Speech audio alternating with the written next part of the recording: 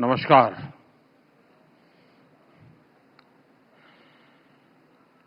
आज सुबह से ही भारत मंडपम का ये मंच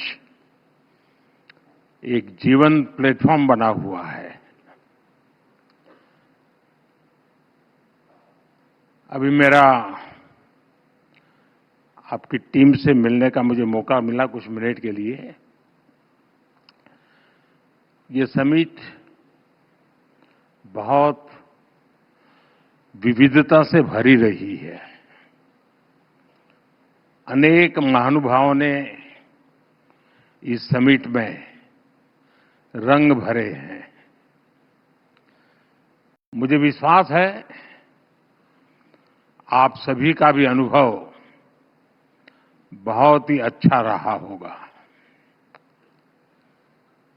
इस समिट में बहुत बड़ी संख्या में युवाओं और महिलाओं की उपस्थिति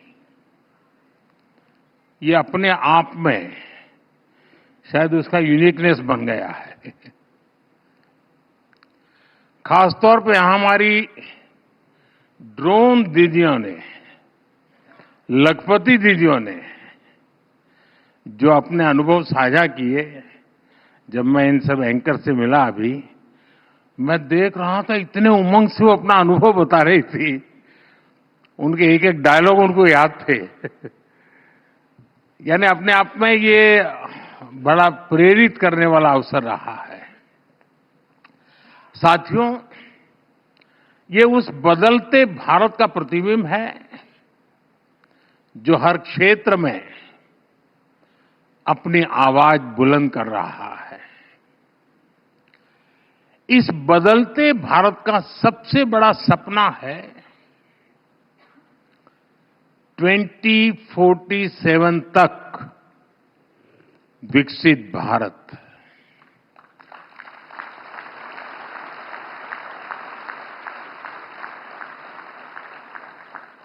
देश के पास सामर्थ्य है, देश के पास संसाधन है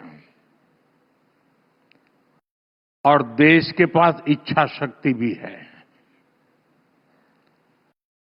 स्वामी विवेकानंद जी कहते थे, उठो, जागो और तब तक नहीं रुको जब तक अपना लक्ष्य प्राप्त न कर लो। आज वही भावना मैं हर देशवासी में देख रहा हूं। विकसित भारत के लक्ष्य की प्राप्ति में ऐसे मंथन, ऐसी चर्चाएं और उसमें भी युवाओं की भागीदारी, इसकी बहुत बड़ी भूमिका है। आपने इतनी शानदार समिट का आयोजन किया और इसके लिए मैं मेरे मित्र अतिदेव सरकार जी को, मेरा पुराना साथी रजनीश को और एबीपी नेटवर्क की पूरी टीम को बहुत बधाई देता हूं।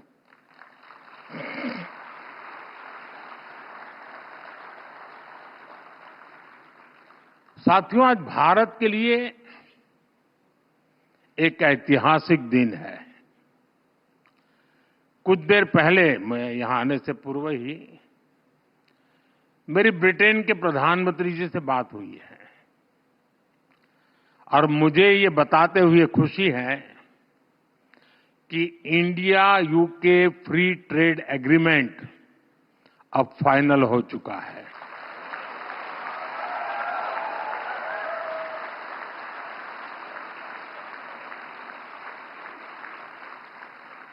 विश्व की दो बड़ी और ओपन मार्केट इकोनॉमी के बीच आपसी व्यापार और आर्थिक सहयोग का यह समझौता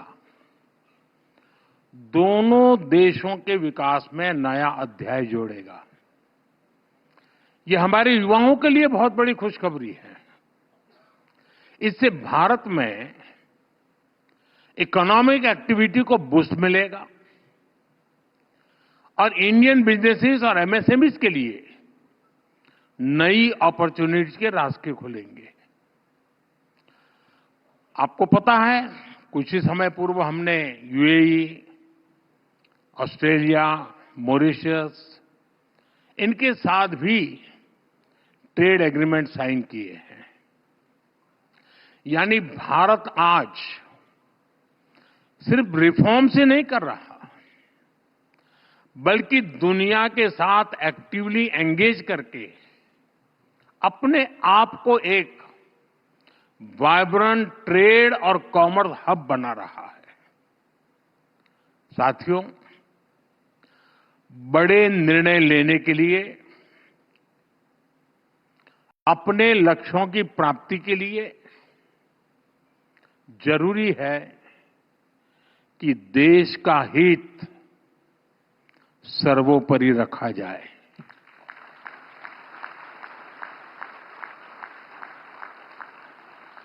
देश के सामर्थ्य पर भरोसा किया जाए। लेकिन दुर्भाग्य से हमारे देश में दशकों तक एक विपरीत धारा बही और देश ने इसका बहुत नुकसान उठाया। एक दौर था जब कोई भी बड़ा फैसला लेने से पहले, कोई बड़ा कदम उठाने से पहले ये सोचा जाता था कि दुनिया क्या सोचेगी, वोट मिलेगा या नहीं मिलेगा, कुर्सी बचेगी कि नहीं बचेगी, कहीं वोट बैंक छिटकेगा तो नहीं। भांति भांति के स्वार्थों के कारण बड़े फैसले, बड़े रिफॉर्म्स टलते ही जा रहे थे। साथियों, कोई भी देश ऐसे आगे नहीं बढ़ सकता है।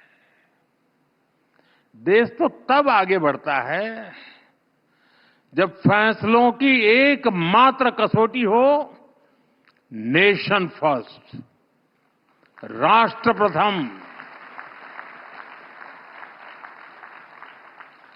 बीते एक दशक में भारत इसी नीति को लेकर चला है और आज हम इसके परिणाम भी देख रहे हैं। साथियों, पिछले 10-11 साल में हमारी सरकार ने एक के बाद एक ऐसे निर्णय लिए हैं जो दशकों से लटके, अटके और भटके हुए थे, जो राजनीतिक इच्छा शक्ति के अभाव में डिब्बों में बंद हो गए थे। अब जैसे एक उदाहरण हमारे बैंकिंग सेक्टर का है। बैंकिंग सेक्टर जो इकोनॉमी की रीढ़ होता है, पहले ऐसी कोई समिट नहीं होती थी जो बैंकों के घाटे पर बात किए बिना पूरी होती हो। और वाकई 2014 से पहले हमारे देश में बैंक पूरी तरह बर्बाद होने के कगार पर थे। अब आज क्या स्थिति है? आज भारत का बैंकिंग सेक्टर दुनिया के सबसे मजबूत सिस्टम में से एक है। हमारे बैंक रिकॉर्ड प्रॉफिट में है और डिपॉजिटर्स को इसका फायदा मिल रहा है। ये इसलिए हुआ क्योंकि हमारी सरकार ने बैंकिंग सेक्टर में लगातार रिफॉर्म्स किए, देश हित में छोटे बैंकों का मर्जर किया, उनका सामर्थ्य बढ़ाया। आपको एयर इंडिया की पुरानी हालत भी याद होगी। एयर इंडिया डूब रही थी। हर वर्ष देश के हजारों करोड़ रुपए डूब रहे थे, लेकिन फिर भी पहले की सरकार फैसला लेने से डरती थी। हमने फैसला लिया और देश को लगातार हो रहे नुकसान से बचाया। क्यों? क्योंकि हमारे लिए देश हित सर्वोपरि है। साथियों, हमारे देश के पूर्व प्रधानमंत्री ने माना था कि अगर सरकार 1 रुपया गरीब को भेजती है तो उसमें से 85 पैसा लूट जाता है। सरकारें बदलती रही, साल बीतते रहे, लेकिन गरीब के हक का पूरा पैसा उसे मिले, इस दिशा में ठोस काम नहीं हुआ। गरीब का पूरा पैसा गरीब को मिले, 1 रुपया दिल्ली से निकले तो 100 के 100 पैसे उसके पास पहुंचने चाहिए। इसके लिए हमने डायरेक्ट बेनिफिट ट्रांसफर की व्यवस्था की। और इससे सरकारी स्कीम्स में लीकेज रुकी, लाभार्थियों तक सीधे बेनिफिट पहुंचा। सरकार की फाइलों में 10 करोड़ ऐसे फर्जी लाभार्थी थे, ये जरा समझना। 10 करोड़ ऐसे फर्जी लाभार्थी थे जिनका कभी जन्म भी नहीं हुआ था और उन्हें पूरे ठाठ से सारी सुविधाएं मिल रही थी। 10 करोड़। पहले वाले यही सिस्टम बनाकर गए थे। हमारी सरकार ने इन 10 करोड़ फर्जी नामों को सिस्टम से हटाया और डीबीटी के माध्यम से सीधा पूरा का पूरा पैसा गरीबों के बैंक खातों में भेजा। इससे 3.5 लाख करोड़ रुपए से ज्यादा 3.5 लाख करोड़ रुपए से ज्यादा गलत हाथों में जाने से बचा है।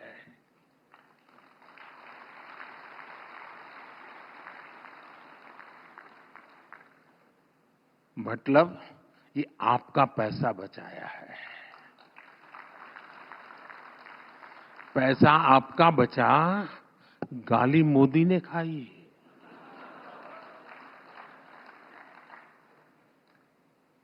साथियों, आप 1 रैंक 1 पेंशन का मामला ही देखिए। ये अनेक दशकों से लटका हुआ था। पहले ये तर्क देकर इसको ठुकराया जाता था कि इससे सरकारी खजाने पर बोझ पड़ेगा।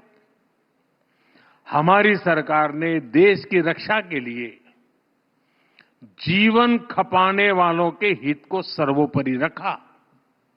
आज ओआरओपी से लाखों लाख सैनिक परिवारों का फायदा हो रहा है।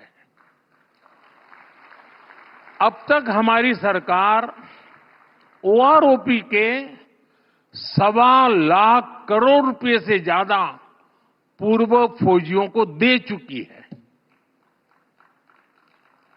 साथियों, देश में गरीब परिवारों को भी आरक्षण मिले, इसको लेकर भी दशकों तक सिर्फ बातें हुई। इसको लागू करने का निर्णय हमारी सरकार ने किया। लोकसभा और विधानसभा में महिलाओं को 33% आरक्षण के मामले में क्या क्या होता रहा, ये भी देश ने पूरी तरह देखा है। इसके पीछे भी कुछ लोगों का स्वार्थ था, लेकिन राष्ट्रहित में ये जरूरी था। इसलिए हमारी सरकार ने लोकसभा विधानसभा में विमेन रिजर्वेशन का कानून बनाकर नारी शक्ति को सशक्त किया। साथियों, अतीत में कितने ही ऐसे विषय रहे जिन पर चर्चा करने के लिए ही कोई तैयार नहीं था। डर था कि कहीं वोट बैंक नाराज हो जाए तो। अब जैसे ट्रिपल तलाक का मामला, इसे अनगिनत मुस्लिम बहनों का जीवन बर्बाद हुआ, लेकिन सत्ता में बैठे लोगों को इससे कोई फर्क नहीं पड़ता था। महिलाओं के हित में, मुस्लिम परिवारों के हित में हमारी सरकार ने ट्रिपल तलाक के विरुद्ध कानून बनाया। वक्फ कानून में जरूरी सुधार की जरूरत भी अनेक दशकों से महसूस की जा रही थी, लेकिन वोट बैंक को खुश करने के लिए इस नेक काम को भी बदनाम करके रख गया था।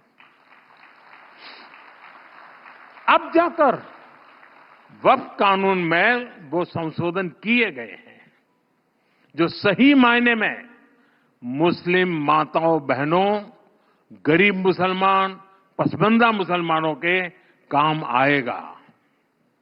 साथियों, एक और बहुत बड़ा काम हुआ है जिसकी चर्चा उतनी नहीं होती। ये काम नदियों से जोड़ने से जुड़ा है। अभी पानी के संबंध में अतिदेव जी ने पूछा क्या करेंगे।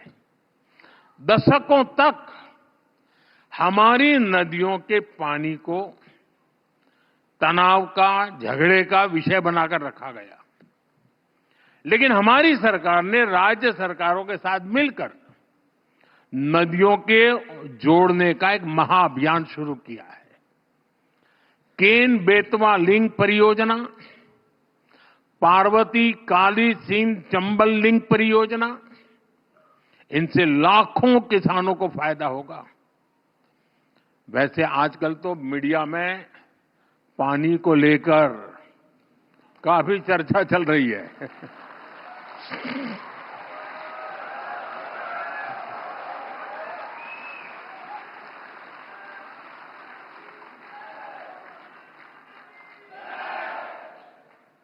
आप बहुत जल्दी समझ जाते हैं।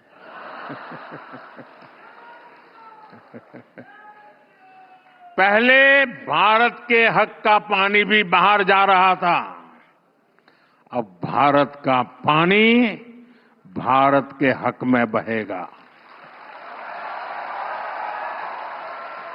भारत के हक में रुकेगा और भारत के ही काम आएगा। साथियों, अक्सर लोग इस बात को दोहराते हैं कि इतने दशकों बाद संसद की नई इमारत का निर्माण हुआ, लेकिन एक बात पर चर्चा नहीं होती कि दशकों के इंतजार के बाद हमारी सरकार ने ही यहां दिल्ली में डॉक्टर बाबा साहब आम्बेडकर नेशनल मेमोरियल भी बनाया। अटल जी की जब सरकार थी उस समय इसकी बात शुरू हुई थी, लेकिन इसके निर्माण का काम भी एक दशक तक लटका रहा। हमारी सरकार ने इसको तो पूरा किया ही, देश और दुनिया में बाबा साहब से जुड़े प्रमुख स्थलों को पंच तीर्थ के रूप में विकसित किया है। साथियों, 2014 में हमारी सरकार ऐसी परिस्थिति में बनी थी जब सरकारों पर देशवासियों का विश्वास लगभग टूट चुका था। कुछ लोग तो ये सवाल उठाने लगे थे कि क्या हमारे देश में लोकतंत्र और विकास साथ साथ चल सकते हैं। लेकिन आज जब कोई भारत को देखता है तो गर्व से कह सकता है, डेमोक्रेसी कैन डिलीवर। यानी डेमोक्रेसी रिजल्ट दे सकती है। पिछले एक दशक में 25 करोड़ लोग गरीबी से बाहर आए हैं। इससे पूरी दुनिया को यह संदेश मिला है, डेमोक्रेसी कैन डिलीवर।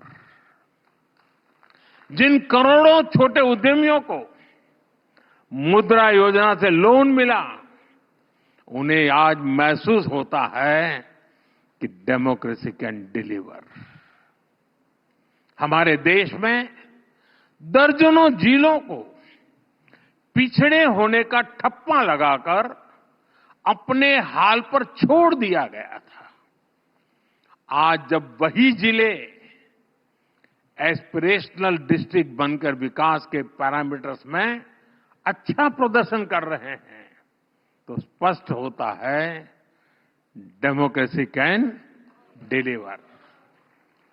यहां बहुत कम लोगों को पता होगा, हमारे देश में ट्राइबल्स में भी ऐसी अति पिछड़ी ट्राइबल जातियां थी जिन तक विकास का लाभ नहीं पहुंच पाया था। आज जब पीएम जनमन योजना से इन जातियों तक सरकारी सुविधा पहुंची है, तो उन्हें भी भरोसा हुआ है कि डेमोक्रेसी कैन डिलीवर।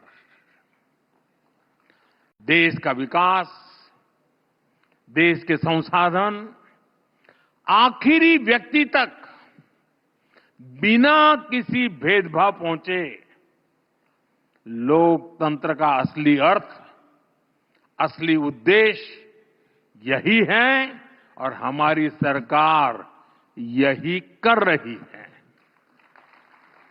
साथियों, आज एक ऐसे भारत का निर्माण हो रहा है जिसके विकास की गति तेज हो,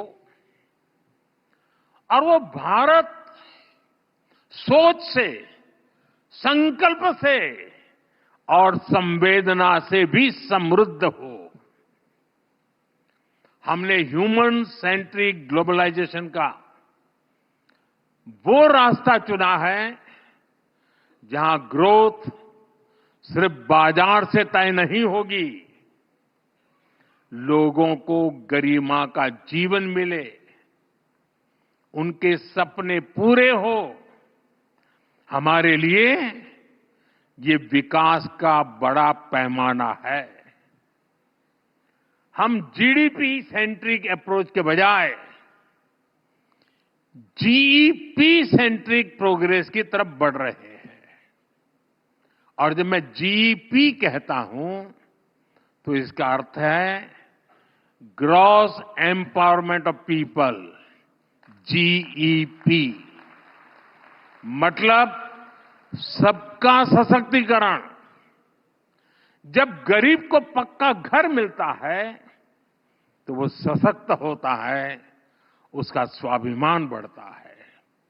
जब गरीब के घर में शौचालय बनता है तो उसे खुले में शौच के अपमान और पीड़ा से मुक्ति मिलती है। जब आयुष्मान भारत योजना से गरीब को 5 लाख रुपए तक का मुफ्त इलाज मिलता है तो उसके जीवन की बहुत बड़ी चिंता कम होती है। ऐसे अनेक उदाहरण हैं जो संवेदनशील विकास के रास्ते को मजबूत कर रहे हैं, देश की जनता को एम्पावर कर रहे हैं। साथियों, अभी कुछ दिनों पहले सिविल सर्विस डे के दौरान मैंने नागरिक देवो भव इस मंत्र की बात कही थी। यह हमारी सरकार का मूल विचार है। हम जनता में जनार्दन देखने वाले लोग हैं। पहले सरकार में माई बाप कल्चर हावी होता, अब जनता की सेवा की भावना ही उसी को लेकर काम होता है। सरकार खुद नागरिक तक सेवा पहुंचाने की पहल करती है। यहां बहुत से नौजवान साथी हैं। आजकल तो आप हर फॉर्म ऑनलाइन भरते हैं।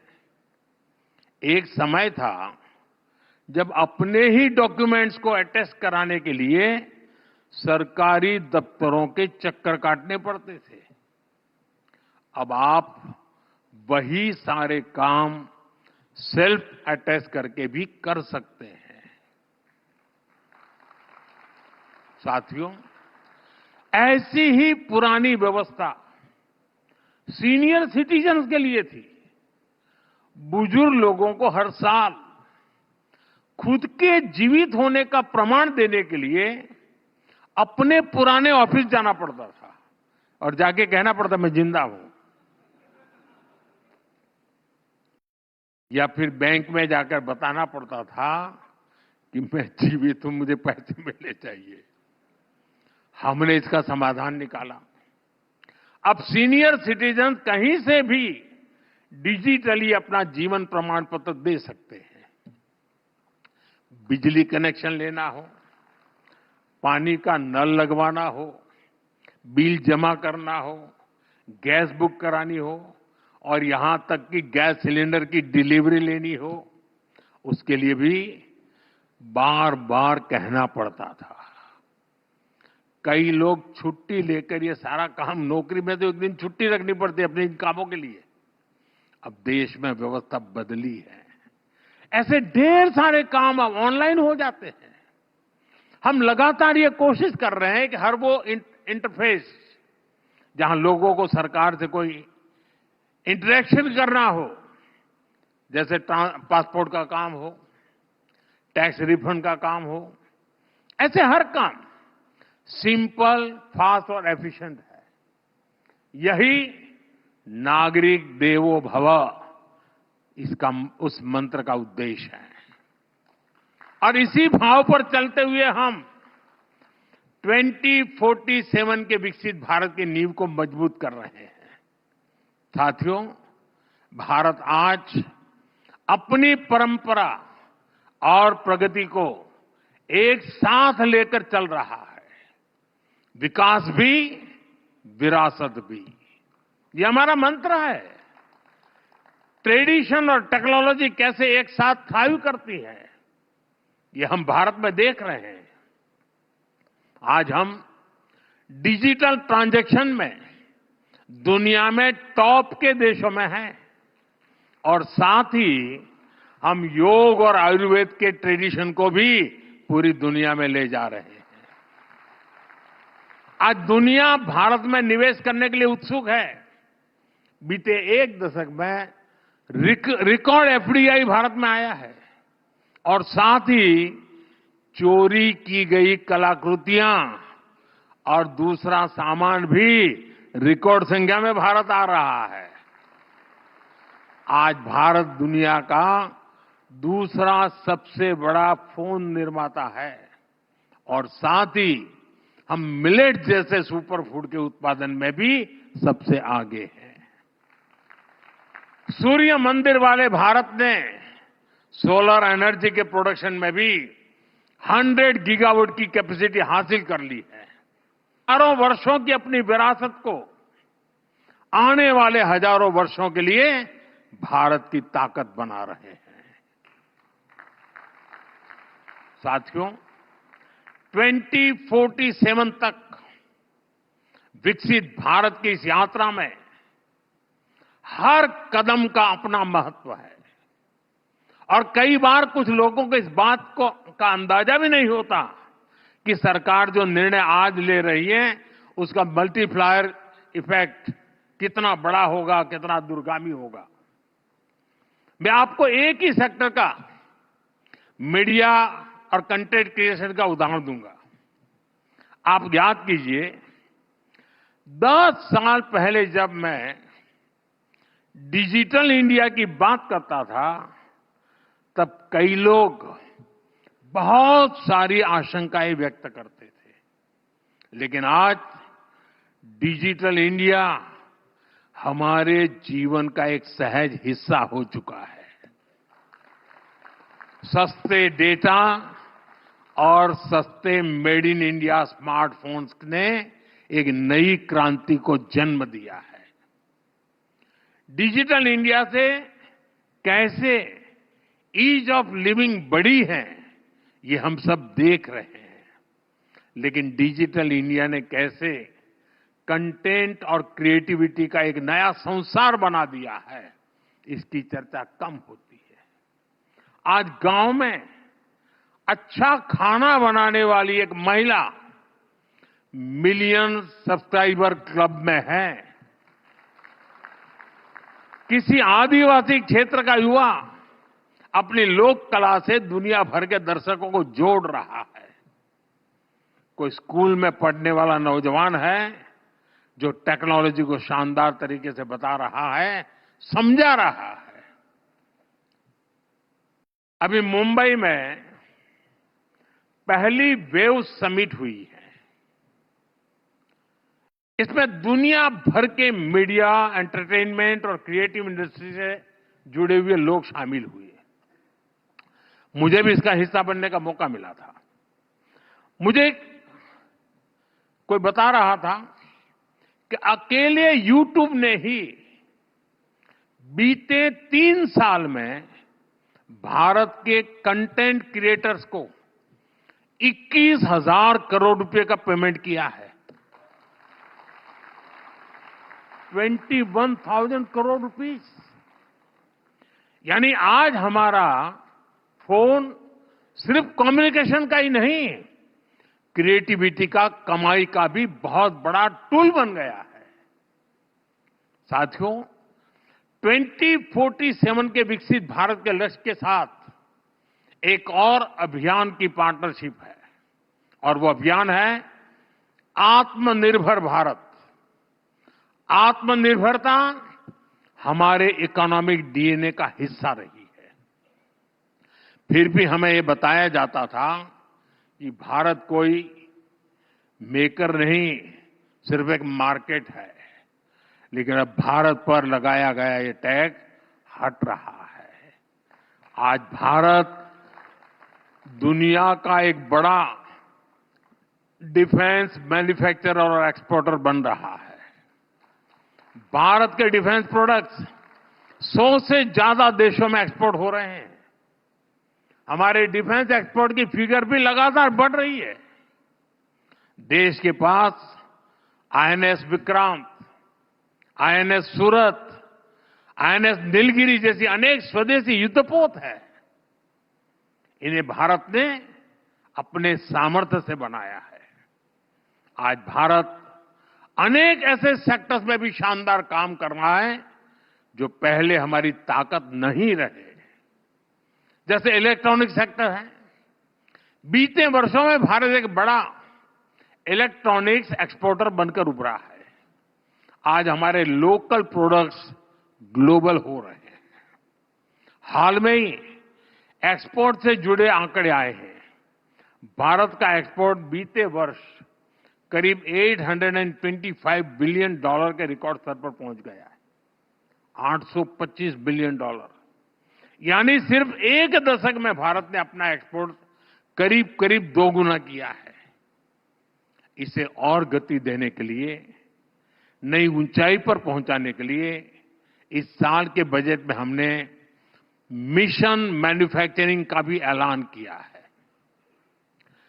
मैन्युफैक्चरिंग की ये ताकत भारत के लोगों की पहचान, क्रिएटर्स, इनोवेटर्स और डिसरप्टर्स के रूप में आज दुनिया में उसकी एक पसंद बना रही है।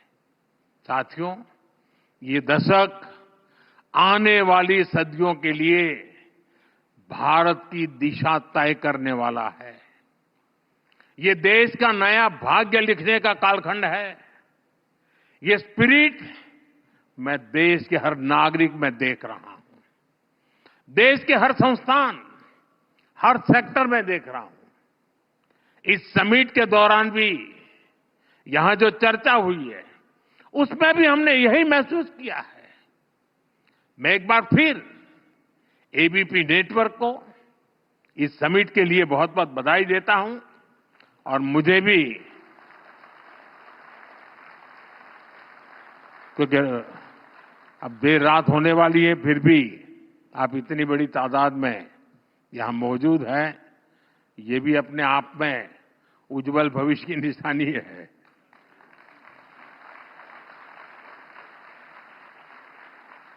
और मैं खास तौर पर कहना चाहूंगा, आपने ये जो प्रयोग किया है, और मैं आपका गेस्ट लिस्ट देख रहा था, सारे नौजवान प्रयोगशील लोग हैं। इनके पास नए विचार है, नया साहस है। देश ने जिसने भी सुना होगा उनको उनका आत्मविश्वास पैदा हुआ होगा, अच्छा हमारे देश में ये ताकत पड़ी है। तो आपने एक बहुत बड़ा काम किया है, अच्छा काम किया है और इसके लिए आप अभिनंदन के अधिकारी हैं। बहुत बहुत धन्यवाद। नमस्कार।